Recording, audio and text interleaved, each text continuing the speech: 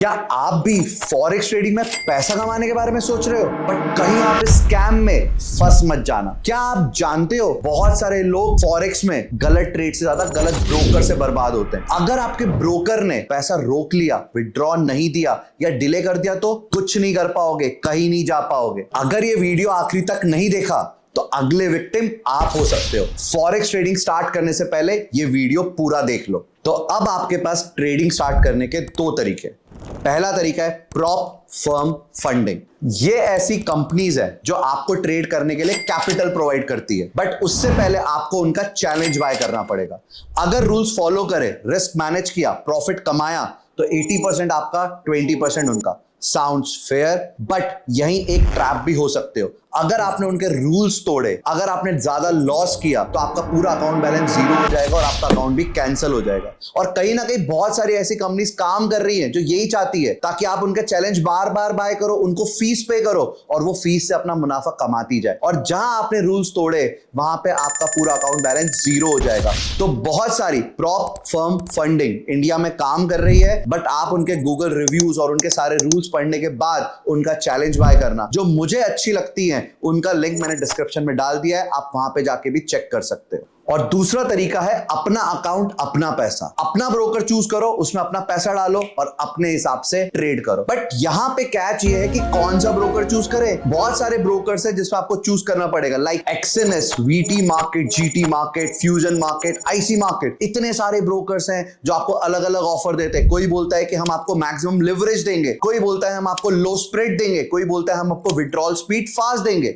लेकिन असली गेम होती है इनके डिफरेंट टाइप ऑफ अकाउंट्स में। एग्जाम्पल लेते हैं एक्सएनएस का, जहां पे इनके अलग अलग 4 टाइप के अकाउंट्स होते हैं। तो यहां पे हम आ गए हैं एक्सएनएस की वेबसाइट पे, जहां पे डिफरेंट टाइप्स ऑफ अकाउंट आपको दिख रहे होंगे। पहला है छोटे ट्रेडर्स के लिए, जहां पे मिनिमम डिपॉजिट $10 का होता है, स्टैंडर्ड और स्टैंडर्ड सेंट।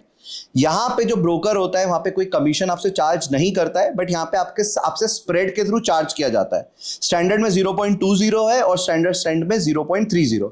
अगर आप यहां पे छोटा अकाउंट खोलना चाहते हो तो आप स्टैंडर्ड अकाउंट खोलोगे, ये रिकमेंडेड है क्योंकि यहाँ पे स्प्रेड भी बहुत कम है।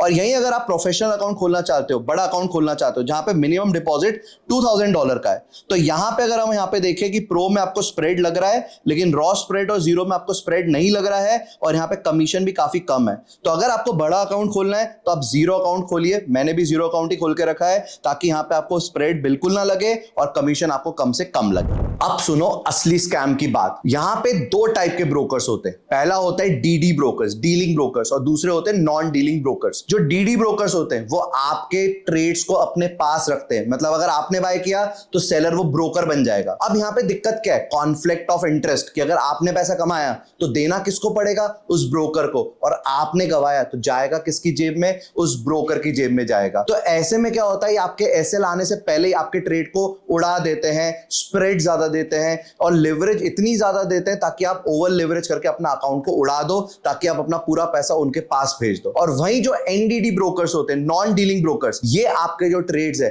वो इंटरबैंक ट्रांजैक्शन में लेके जाते हैं। और जो एनडीडी ब्रोकर्स होते हैं ये इंटरमीडिएरीज का काम करते हैं आपके और इंटरबैंक्स के बीच में। जैसे हमारे ब्रोकर ज़ेरोधा, ये आपके ट्रेड्स रखते नहीं है, एक्सचेंज तक लेके जाते हैं और वहां पे एग्जीक्यूट करवाते हैं। वैसे ही एनडीडी ब्रोकर्स भी होते हैं, ज्यादा ट्रस्टेड होते हैं, ज्यादा ट्रांसपेरेंट होते हैं, लो स्प्रेड्स में काम करते हैं। तो क्या करें? सबसे पहले चेक करो कि ब्रोकर रेगुलेटेड है या नहीं। उसकी वेबसाइट पे जाके स्प्रेड चेक करो, देखो कि उसका विड्रॉल सिस्टम क्या है, और ये सब देखने के बाद ही अपना अकाउंट खोलो और ट्रेड करो। फॉरेक्स में ट्रेड करने से पहले ब्रोकर को समझना बहुत जरूरी है। और अगर आपको सही ब्रोकर की लिस्ट चाहिए तो हमारे डिस्क्रिप्शन में आपको मिल जाएगी। हमें फॉलो करो, सब्सक्राइब करो एंड फॉरेक्स सीखो।